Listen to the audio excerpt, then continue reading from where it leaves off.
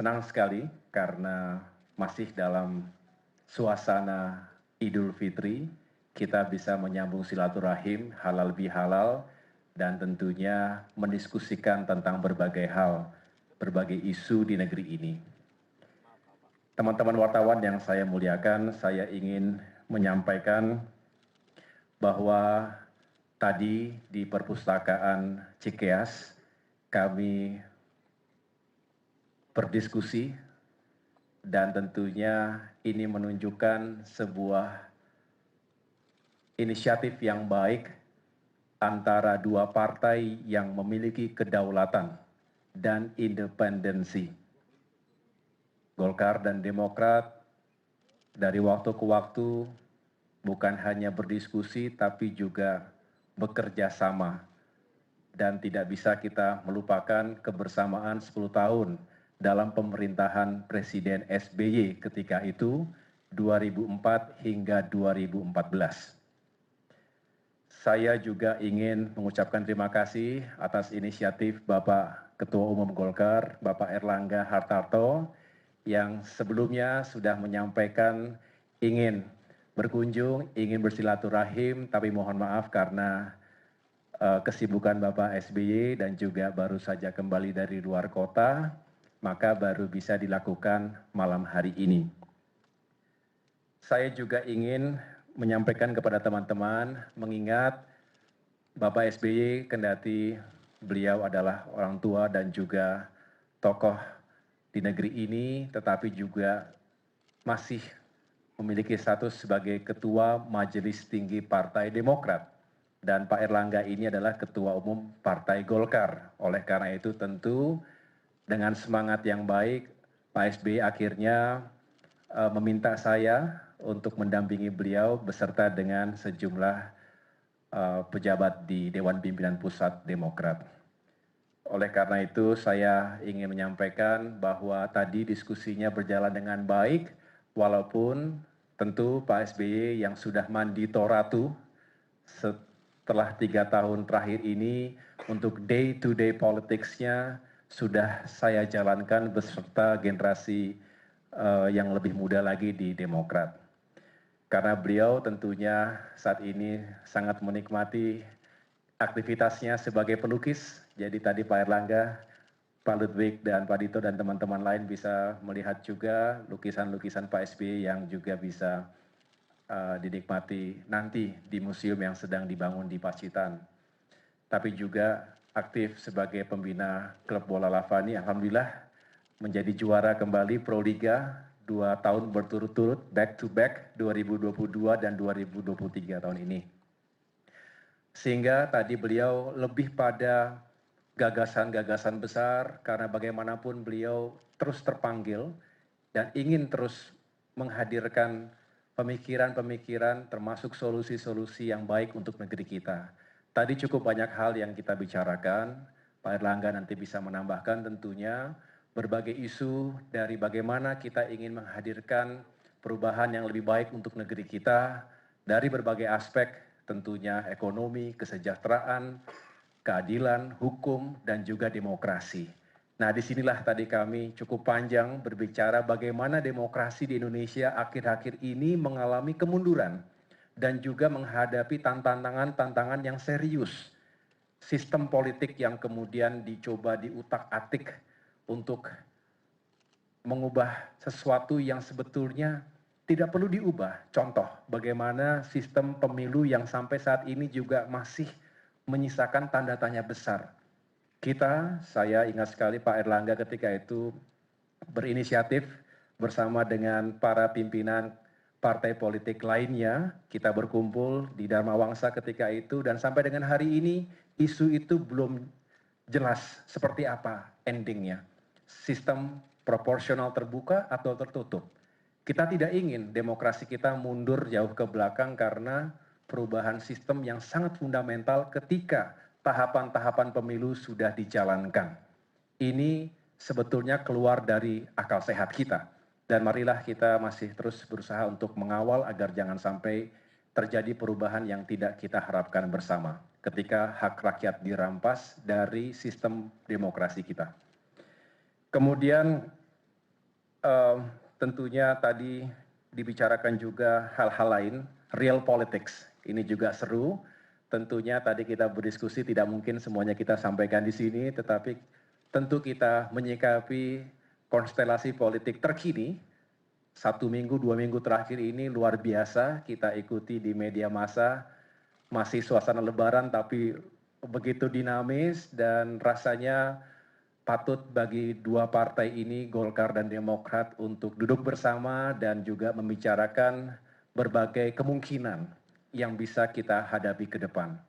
Tentu semangatnya adalah bagaimana Indonesia ini makin maju dan makin sejahtera, demokrasinya juga makin berkeadaban. Dan kita berharap tidak ada hak warga negara yang dikebiri, baik itu hak untuk memilih maupun hak untuk dipilih dalam kontestasi pemilihan presiden maupun pemilihan anggota legislatif 2024 mendatang. Jadi tadi kita berbicara tentang itu semua, termasuk bagaimana kita berharap bukan berupaya untuk hanya bagi-bagi kekuasaan. Demokrat juga selalu menyampaikan hal itu, bahwa pada hakikatnya kita tidak hanya ingin mengikuti sekedar, saya ulangi, tidak hanya sekedar ingin mengikuti pemilu setiap 5 tahunan, tetapi ada panggilan moral untuk melakukan perubahan dan perbaikan terhadap aspek-aspek kehidupan bermasyarakat, berbangsa, dan negara tadi. Dengan demikian tentunya saya dengan sukacita, seperti Pak Erlangga juga dalam berbagai kesempatan saya ikuti, juga membuka diri untuk bergabungnya antar kekuatan politik, bergabungnya partai-partai politik. Kami juga yang saat ini terus membangun kebersamaan dengan koalisi perubahan juga tentu membuka diri. Karena ini negara besar, tidak mungkin 1-2 elemen saja yang berbuat dan berperan. Kita, Golkar dan Demokrat, ingin berperan lebih besar lagi, lebih baik lagi untuk negeri kita. Saya pikir itu yang dapat saya sampaikan. Sekali lagi terima kasih kepada Bapak Erlangga dan teman-teman dari Partai Golkar atas kehadirannya di sini. Selebihnya saya memberikan kesempatan kepada Bapak Ketua Umum Partai Golkar untuk menyampaikan.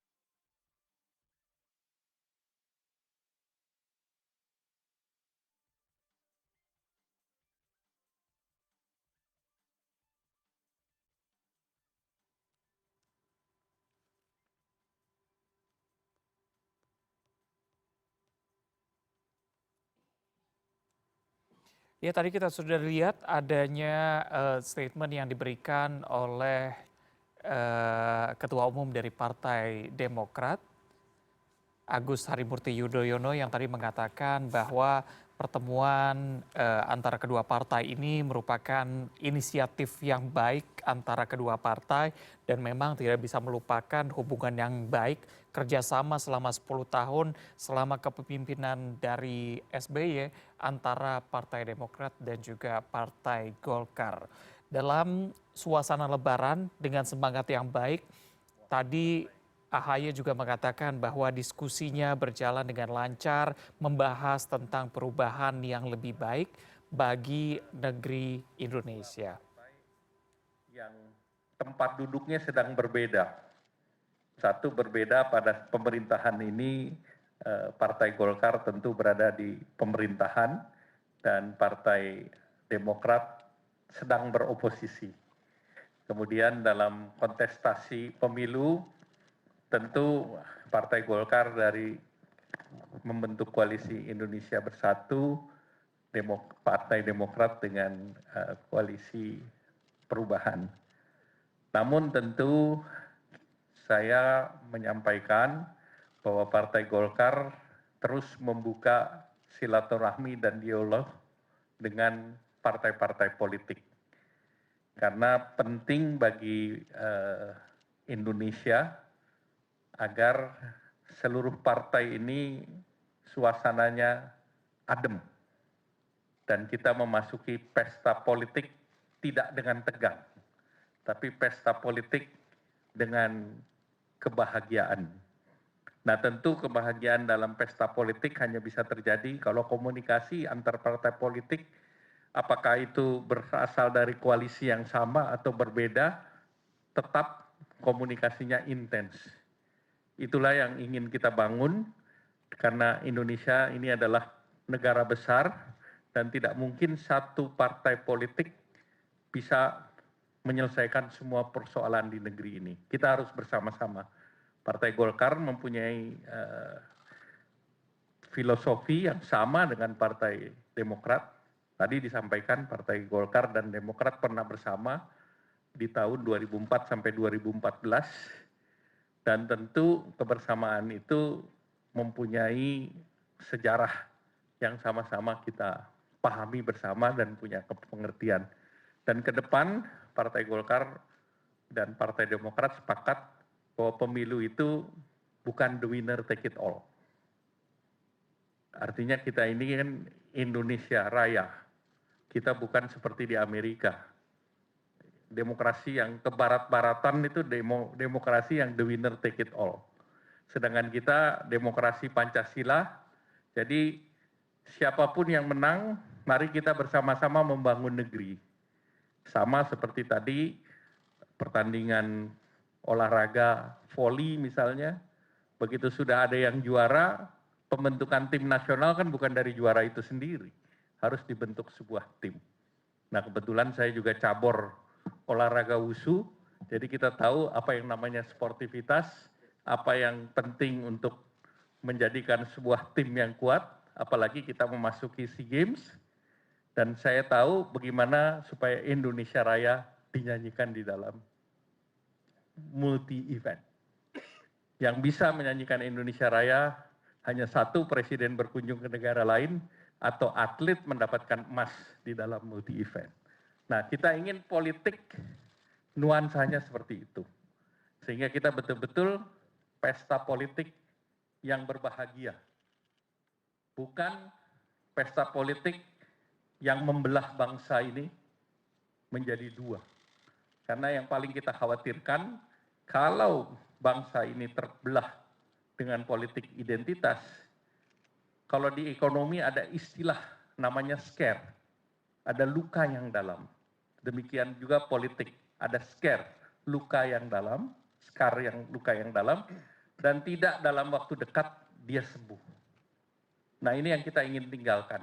Mari kita bersama-sama, posisi tidak harus bareng, tidak harus dalam posisi sama, tapi yang paling sulit adalah dalam posisi berbeda, kita bertujuan yang sama untuk kemajuan dan kesejahteraan. Pertaruhan kita adalah 10 tahun ke depan. Indonesia masuk dalam bonus demografi yang akan berakhir di tahun 2038. Maka kesatuan politik pasca pemilu itu penting, tetapi persatuan politik pasca pemilu tidak bisa terjadi kalau tidak dirintis dari sekarang. Perbedaan kita hanya pada tanggal 14 Februari, pada saat masyarakat memilih, mencoblos. Sesudah itu kita kembali bersama-sama. Dan untuk itu banyak hal yang harus kita kerjakan bersama. Kita masih ada PR mengenai undang-undang di DPR. Kita masih punya PR terkait pemilihan terbuka tertutup yang sedang berproses di Mahkamah Konstitusi. Dan kami komit bahwa regulasi yang sudah ada, seperti juga di olahraga, tentu sebaiknya semua sesuai dengan apa yang sudah diatur sebelumnya. Kalau ada perubahan, tentu pada periode berikutnya kita bisa bersama-sama duduk kembali. Jadi itu beberapa hal yang tadi kita bahas, dan tentunya selanjutnya kita berharap bahwa pemilu bisa berjalan dengan baik, demokratis, dan lancar, dan kita berharap KPU dan Bawaslu bisa menjadi wasit yang adil bagi kita semua. Demikian, terima kasih. Wassalamualaikum warahmatullahi wabarakatuh. Waalaikumsalam warahmatullahi wabarakatuh. Ya, teman-teman, jika ada yang ingin bertanya silakan untuk 3 pertanyaan maksimal. Kecuali udah jelas. Clear kayaknya ya? Ya, ada. Jelas? Silakan, ada. 1, lalu. Oke, oh ada. 2. Oke, 3.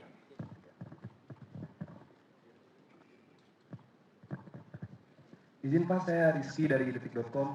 Ini terkait dengan selesainya pertemuan Partai Demokrat dengan Golkar ini, apakah capresnya yang diusulkan tetap Anies atau mungkin ada perubahan-perubahan sedikit atau ada goyang-goyang sedikit terkait capres yang diusulkan? Terima kasih. Baik Pak, terima kasih.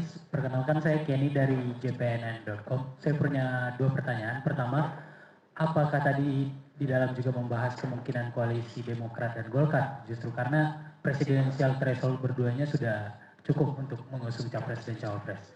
Dan yang kedua untuk Mas Ahy, terkait isu dengan PK Muldoko, itu perkembangannya seperti apa? Apakah akan mengganggu Demokrat ke depannya? Terima kasih.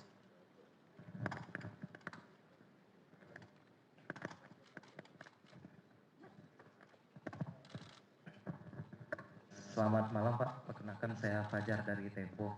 Pertanyaan pertama saya tadi Pak Erlangga sempat menyinggung kalau Demokrat dan Golkar sepakat kalau di Indonesia itu tidak winner takes all gitu. Nah, saya mungkin ingin mendapat penjelasan lebih lanjut terkait hal ini, itu nanti seperti apa ya Pak? Apakah sistem pemilu kita kan proporsional bukan distrik gitu Pak ya? Dan apakah nanti Golkar kan nggak punya sejarahnya posisi Pak ya? Nah apakah nanti ketika koalisi perubahan itu menang pemilu, Golkar akan membuka diri untuk bergabung dengan Demokrat? Itu pertama Pak.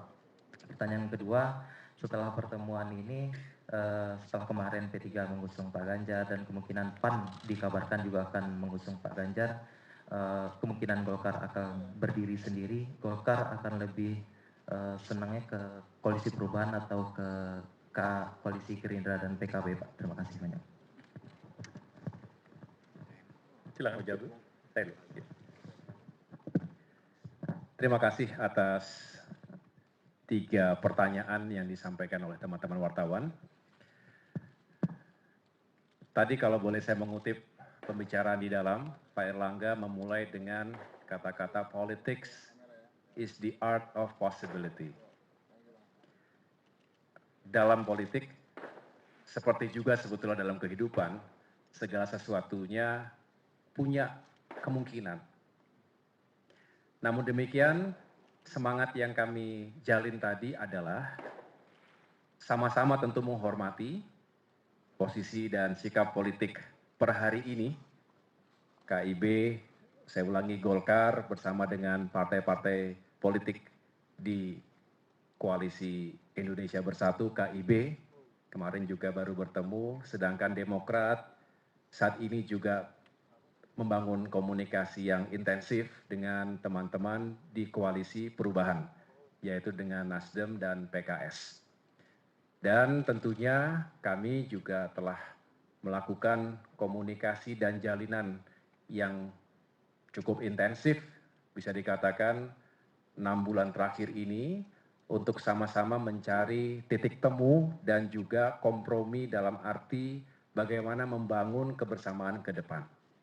Nah disinilah tentunya kalau Koalisi Perubahan itu telah menandatangani piagam. Per hari ini itu yang berlaku. Namun demikian saya sekali lagi menyampaikan kepada teman-teman semua kehadiran Pak Erlangga dan Golkar ini tentunya menjadi bagian dalam komunikasi yang produktif. Dan kita berharap tentunya ada solusi-solusi bangsa yang bisa kita temukan bersama.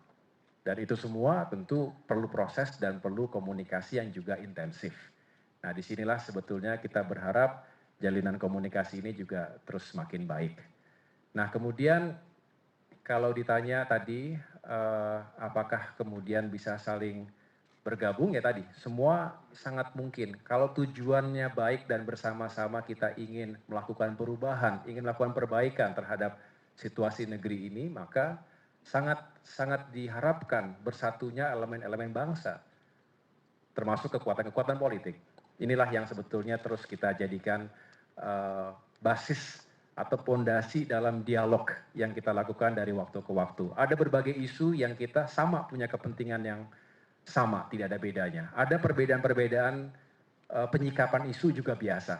Inilah sebetulnya indahnya demokrasi multipartai. Tapi saya juga tidak berharap terjadi pembelahan yang luar biasa. Tadi Pak Erlangga betul sekali mengingatkan kepada kita semua jangan sampai pemilu 2024 ini seperti ada pembelahan atau benturan keras antar anak bangsa sendiri. Tadi Pak SBY juga mengingatkan betapa nestapanya bangsa Indonesia pernah berbenturan antar ideologi. bukan hanya tidak sehat tetapi juga berbahaya dan banyak korbannya. Literally bukan hanya korban politik tetapi juga korban jiwa. Jangan sampai terjadi lagi dalam sejarah politik bangsa kita. Atau benturan keras akibat eksploitasi politik identitas. Itu juga no-go, tidak boleh. Dan kami akan menentang keras apakah radikal kanan, radikal kiri, apapun yang hanya ingin menghancurkan persatuan di negara kita. Saya pikir kita sepakat di situ dan semua orang yang secara sadar mencintai negara kita akan menjawab hal yang sama. Kemudian tadi ada sedikit pertanyaan bagaimana Demokrat yang masih terus diganggu. Saya sedikit menjawab Pak Erlangga.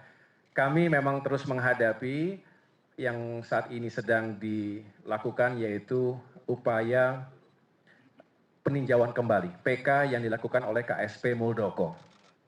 Temannya Pak Erlangga di sana. Sama-sama ada. Kita tahu dalam pemerintahan begitu yang kita anggap sebetulnya sudah selama ini kita hadapi dan 16 kali kita memenangkan semua gugatan yang diajukan. Karena kami meyakini, tim hukum kami meyakini, Demokrat meyakini, masyarakat luas meyakini, para pakar hukum meyakini, tidak ada celah sedikit pun secara hukum yang bisa memenangkan PK KSP Muldoko. Mengapa? Karena tidak ada novum baru. Tadi setelah 16 kali kita bisa mengalahkannya di meja hukum.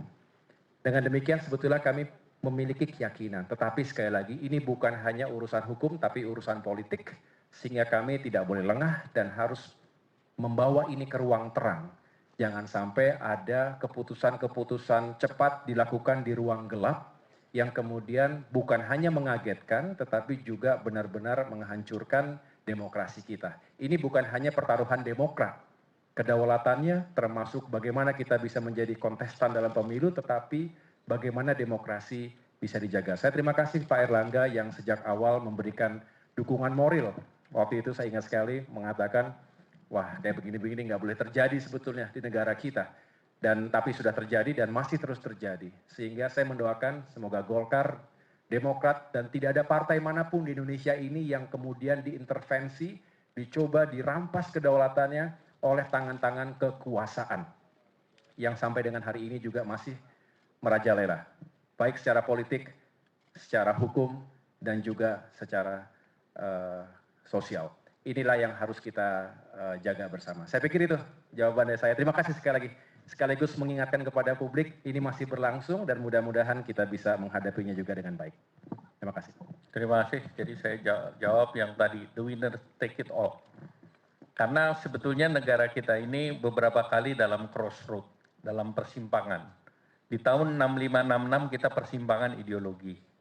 Tadi disampaikan juga oleh Bapak SBY, crossroad-nya itu pada saat persimpangan antara ideologi kiri maupun kanan yang mengakibatkan konflik horizontal. Di 98 kita crossroad lagi. Apakah kekuasaan perlu dibatasi atau tidak? Yang akibatnya juga konflik horizontal di masyarakat. Kita tidak ingin ulang itu.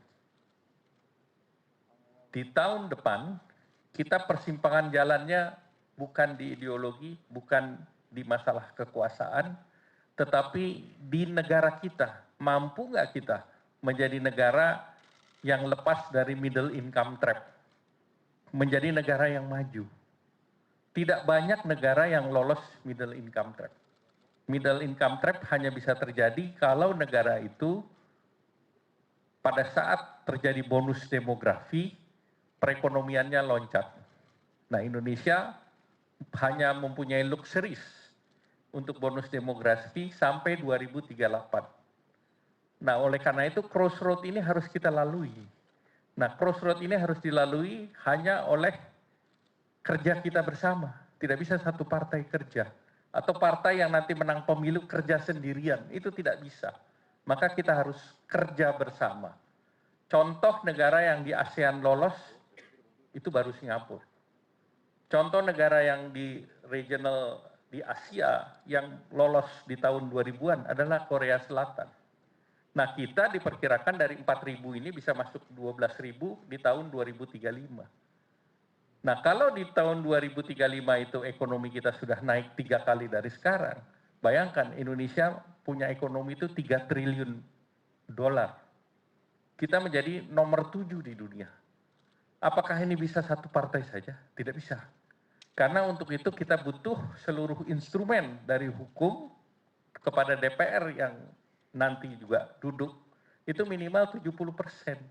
Oleh karena itu saya menawarkan Partai Golkar, kita ini dari sekarang, supaya nanti kita tidak dalam tanda petik kagetan. Kita punya PR juga, RPJMN, Rencana Pembangunan Jangka Menengah dan Jangka Panjang sampai 2045, yang harus kita kerjakan sekarang. Apakah ini dikerjakan oleh satu partai atau dua partai? Ini tidak bisa. Ini harus konsensus kita bersama. Dan saya berharap sama dengan Partai Demokrat dan partai yang lain, RPJP ini bisa selesai sebelum pemilu, sebelum bulan September. Ini kan kerja fast track. Tadi kita bilang ada beberapa PR yang harus dikerjakan. Kalau Iya, ini kita dalam kerjakan keterangannya Airlangga Hartarto tadi menjawab pertanyaan dari wartawan mengenai the winner take it all yang dia sebutkan bahwa beberapa kali negara kita menghadapi adanya persimpangan dan juga yang berakibat pada benturan masyarakat. Diharapkan ke depannya antara pertemuan kedua partai ini, benturan-benturan ini tidak terjadi. Dan tadi juga Airlangga mengatakan bahwa masalah yang akan dihadapi oleh negara kita ke depannya adalah mengenai middle income trap yang ini tidak bisa diselesaikan oleh satu partai pemenang pada pemilu 2024 mendatang. Melainkan seluruh harus bekerja sama untuk agar Indonesia terhindar dari middle income trap ini. Dan kita akan membahas pertemuan dari Ketua Umum Golkar serta SBY usai jeda berikut. Tetap bersama kami di CNN Indonesia Prime News.